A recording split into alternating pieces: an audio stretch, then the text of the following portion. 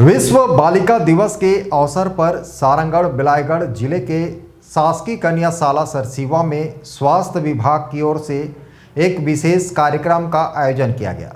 इस दौरान बालिका दिवस क्यों मनाया जाता है, इसकी जानकारी दी गई और छात्राओं को स्वास्थ्य संबंधी महत्वपूर्ण जानकारियां भी प्रदान की गई।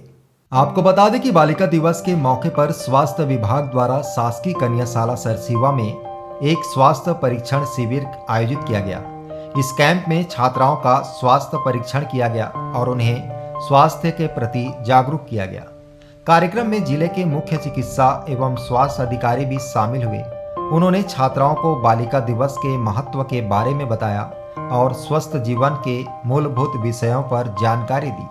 उन्होंने एनीमिया यानी खून की कमी, सिकल सेल, कृमि संक्रमण और महामारी से बचाव जैसे विषयों पर विस्तार से जानकारी दी तथा संतुलित आहार और स्वच्छता अपनाने की अपील की। आज 11 अक्टूबर है और 11 अक्टूबर को हम लोग विश्व बालिका दिवस के रूप में मनाते हैं।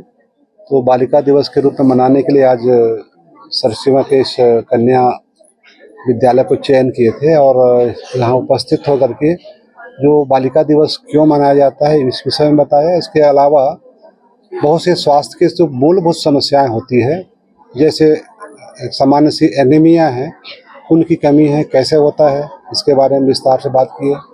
जो सिकल सेल की बीमारी होती है, क्यों होती है, कैसे होती है, इसके बारे में बच्चों को बताया कि ये आनुवंशिक बीमारी है करके। फिर खून की कमी को पूर्ति कैसे करेंगे, सिकल सेल होने पर क्या क्या हमको सावधानी बरतना है, कैसे इसके बढ़ाव को रोकना है, इसके बारे में बात करें। एक जो कृमि रोग होती है जिसकी वजह से खून की कमी होती है, उसके बारे में विस्तार से बात की है। बैलेंस डाइट, एक संतुलित आहार खान पान में कैसा होना चाहिए, इसके बारे में बात की है। इसके अलावा जो महामारी, जो किशोरी बालिकाओं को या अन्य महिलाओं को जो महामारी की समस्या जो होती है उसके बारे में विस्तार में बताया। और इसके साथ साथ जो अन्य जो बीमारियां होती है, जैसे कांजेनाइटल बीमारी है, कोई जो जन्मजात विकृतियां हैं या फिर संक्रामक बीमारी है, इन सब के विषय के बारे में आज बालिकाओं से चर्चा हुआ।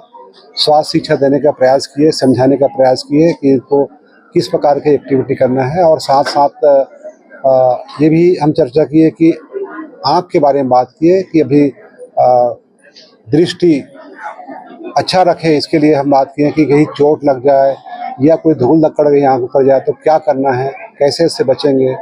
इस विषय में बच्चों को बहुत सारा समझाइश दी गई है और उम्मीद है कि बच्चे इसका पालन करेंगे और अपने जितने चर्चाएं करें हैं, बात बताएं, उसको अमल करने से बहुत सारे उसको फायदा है। Bureau report ACN 24।